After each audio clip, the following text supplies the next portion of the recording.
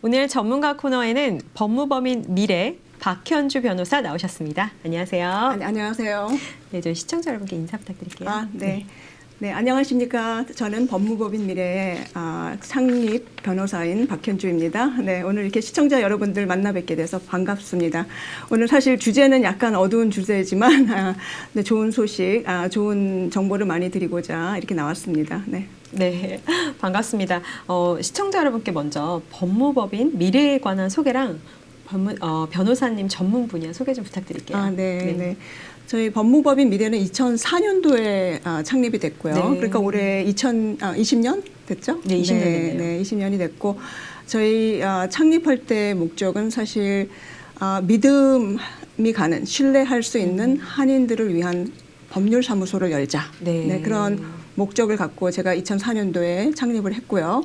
네, 그동안 많이 여러분들이 도와주셨기 때문에 많이 발전을 해서 지금은 주로 한국 기업들을 그 법률 자문을 해드리는 일을 많이 하고 있고 또한 여기 교민들을 위해서는 부동산 업무나 또 상속계획, 실생활에 필요한 뭐 부동산 업무나 또 상속계획 그리고 또 본인들이 운영하시는 비즈니스를 사고 팔 때 그런 일들을 도와드리고 있습니다. 그렇군요. 네.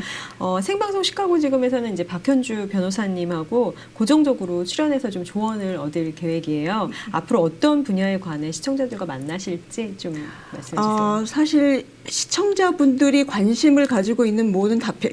네, 그렇죠. 네, 그러면은 뭐 주로 이제 많은 분들이 관심을 가지고 계시는 게 요즘은 그 상속 계획을 많이 관심을 가지고 계시고요. 그래서 우선은 그 점에 관해서 지금 잘못된 정보들이 너무 많이 있어서 밖에 보니까 유튜브이 많잖아요. 사실은 좋은 정보도 많습니다. 사실. 네, 그래서 그 정보 본인들이 듣고 있는 정보가 맞는 건지 정확한지가 확인을 해보셔야 되고요. 네, 그래서 관심을 가지고 계시는 그 상속법, 그 다음에 그것이랑 관련된 부동산법. 네, 뭐 등등. 뭐 시청자분들이 관심 있으시다면은 말씀드리고자 합니다. 상속은 언제나 많은 분들이 관심을 갖고 계시는 주제인 것 같아요. 미국 상속법의 기본 원칙은 무엇일까요? 뭐 이제 기본 원칙이라고 하면은 이제 우리가 이제 고인의 의사를 사망 전에 정확하게 우리가 문서화해서 고인이 되신 다음에 원하신 것이 제대로 정확하게 전달될 수 집행되는 거. 근데 그게 이제 아주 기본적인 그런 원칙입니다. 네, 그런 이제 그 고인의 의사를 밝히는 그런 명시된 그런 유언장이 없다면은 사실 주법, 그게 연방법이 아니라 주법에 따라서 그 법정 상속 순위에 따라서 그 유산이 이제 분배가 됩니다. 그것이 그렇게 기본적으로 그렇게 이해하시면 됩니다. 본격적인 질문 전에 상속법에 나오는 전문 용어들이 있는데요. 어떤 것들이 있는지 가장 많이 사용되는 부분에 대해서 좀 알려주세요. 맞아요. 전문적인 용어니까 조금 많이 어렵죠. 어려운데 오늘 제가 꼭 알려드리고 싶은 그런 전문 용어들을 몇 가지 지금 제가 이렇게 노트 해왔습니다. 그래서 일단 그 유산, 그러니까 영어로는 estate, 유산은 고인이 남긴 모든 재산을 말합니다. 근데 이것이 왜 중요하냐면은 그러니까 모든 재산이기 때문에 부동산, 뭐 동산, 현금, 주식, 그 다음에 여기서 많은 분들이 이제 잊어버리시는 게 혹시 내가 그 생명보험이 있다면, 돌아가신 다음에 나오는 그 생명보험 그것도 이제 유산에 속합니다. 그러면 그거를 다 통틀어서 유산이라고 합니다. 그거를 근거로 해서 이제 상속세가 이제 정해지는 거죠. 그래서 유산이라는 것은 모든 재산을 다 포함한다는 거. 그걸 꼭 알고 계셔야 되고요. 그다음에 이제 유언장. 유언장을 이제 영어로 will이라고 하는데 많은 분들이 이 유언장에 나오는 will하고 그다음에 이 사전 지시서를 뜻하는 리빙 윌하고 또 많이 혼동하세요. 어떻게 다른가요? 굉장히 틀린 그런 문법인 그 문서인데 우리가 흔히 아는 유언장은 뭐 우리가 알듯이 고인이 자신의 유산을 어떻게 분배할 건지 이제 살아계시는 동안 이제 명시한 법적 문서고 그 다음에 그 리빙 윌 그거는 사전 지시서죠. 그거는 본인이 이렇게 돌이킬 수 없는 병에 걸렸거나 네. 아니면 그런 불치병에 걸리셨을 때 연명 치료를 계속 하실 건지 아, 아니면 인공호흡기를 계속 할 건지 뭐 영양 공급을 계속 받을 건지 이런 것을 미리 정해서 본인의 의사를 밝혀두시는 서류를 리빙 윌이라고 합니다. 네, 네. 그래서 그 두 가지가 틀리다는 거를 완전히 다르네요. 완전히 네. 틀린 서류죠. 네, 네. 네, 두 개 다 필요합니다. 그렇죠. 네, 네. 네. 네. 그다음에 이제 그 고인의 유산을 받을 법적 권리가 있는 사람들을 이제 상속인이라고 하죠. 네. heir. 네. 대부분 상속인들은 이제 배우자나 자모, 부모, 형제들 이렇게 혈연 관계에 있는 분들이고 그 수혜자 아니면 수증자라고 하는 영어로는 beneficiary. 네. 네, 이분들은 사실 뭐 꼭 가족 아니더라도 무슨 친구가 될 수도 있고 네. 아니면 무슨 자선 단체가 될 수도 있고요. 네, 그렇죠. 또한 그 신탁, 네. 네, 신탁이라는 거, trust, 네, 그것도 많이 들으시죠. 네. 그거는 이제 재산을 어떤 특정한 목적으로 관리하고 분배하기 위해 설정한 법적 구조입니다. 그래서 제가 나중에 이제 시간이 되면 이제 will하고 trust하고 많이 또 혼돈을 하시는데 네. 그 차이점이 무엇이고 왜 trust가 필요한지 이런 것에 대해서도 좀 설명을 자세하게. 드릴 네. 수 있고요. 오늘은 그런 것이 있다. 네. 이 크게 정도. 러프하게 말씀해 주시는 거죠. 네, 그런 거고요. 또 그 유언 집행자 executor은 유언장에 따라서 고인의 유산을 관리하고 분배할 사람, 그 책임을 가지고 있는 사람을 말하는 겁니다. 네. 네, 대부분들은 또 이 executor 유언 집행자들을 이제 뭐 배우자나 아니면은 뭐 그 자녀들을 선택을 하죠. 네. 하지만 꼭 그래야 되는 건 아니고요. 혈연 관계가 아니어도 네, 아니어도 가능하다는 본인이 거죠? 뭐 이렇게 신뢰하는 분이면 네. 됩니다. 네. 그 정도로 이렇게 기본적으로 오늘 말씀을 드리려고 그렇게 네. 맞습니다. 유언장이 법적으로 유효하기 위해서 필요한 조건과 절차 그리고 유효성 보장을 위한 법적 요건이 있나요? 있습니다. 네, 그런 게 어떤 게 있을까요? 가장 중요한 거, 가장 첫 번째로는 그 유언자가 당연히 성인이셔야 되고, 네. 그 다음에 정신이 명료하셔야 됩니다. 네. 그래서 이게 가장 큰 문제입니다. 그러면 네. 아주 그러니까 나이가 드셔서 꼭 유언장을 이렇게 적지 않아도 어느 정도 좀 젊으신 분들도 준비하시는 것도 좋은 방법이겠네요. 저는 꼭 하시라고 말씀드립니다. 네. 왜냐하면은 뭐 잘 아시겠지만 우리가 그 갑자기 일당하는 거는 우리가 그렇죠. 순서가 있는 것도 맞아요. 아니고요. 네, 사고. 네. 그리고 이제 많은 분들이 실수하시는 것이 이제 너무 그 나이가 연세가 드셔서 사실은 정확하게 본인이 어떤 걸 원하시는지 잘 모르시고 심지어는 지금 정신이 조금 약간 이렇게 명료하지 않으실 때 오시면은 저희가 도와드리고 싶어도 도와드리지 못하는 경우가 있습니다. 네, 왜냐하면은 제일 첫 번째 이 요구 조건인 정신이 명료하지 않기 때문에.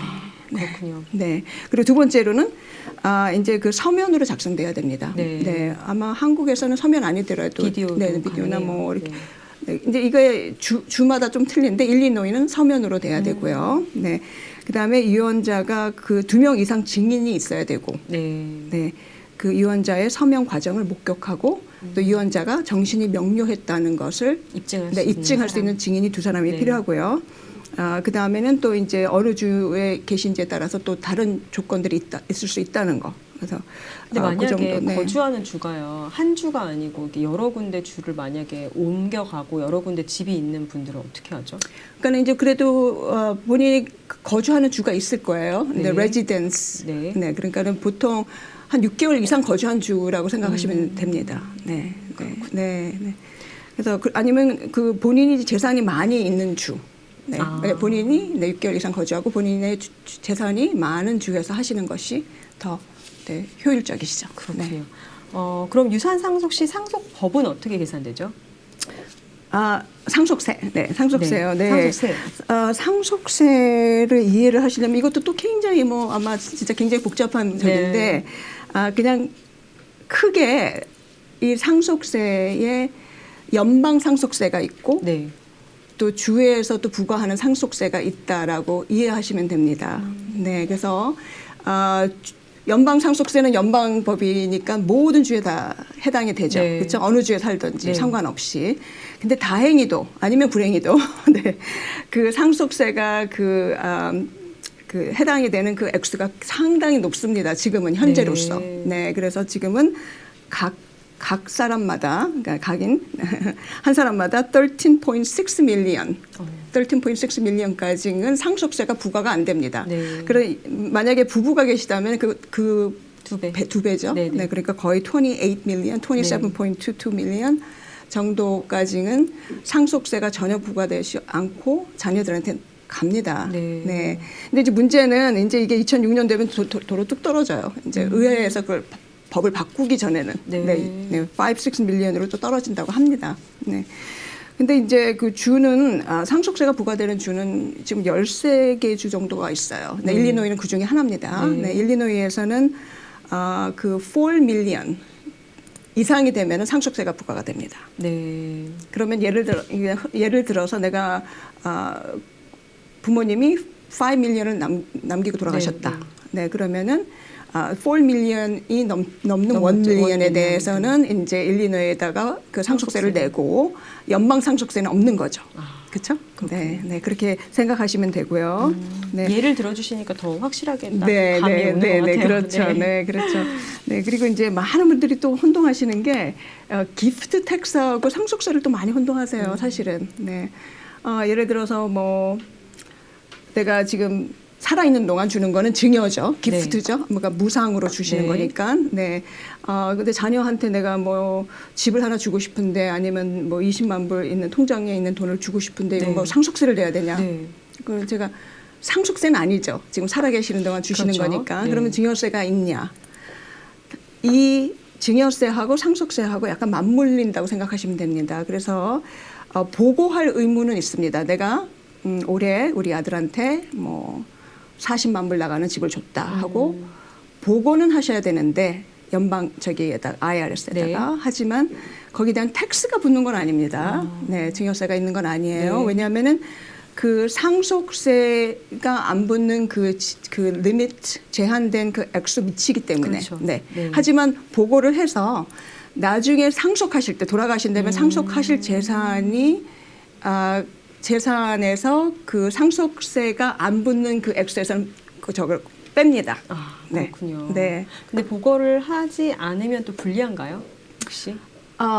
뭐 일단은 불법이고 네. 보고를 하시는 근데 지금 보고하는 이유가 그겁니다. 나중에 상속세를 계산할 때 정확하게 하기 위해서. 네, 그런 거죠. 네, 그렇군요. 내가 생전에 얼마가 되는 그 액수를 증여를 했고 지금 내가 사망하면서 이렇게 상속해주는 액수는 얼마인지 그렇게 그걸 계산하기 위해서.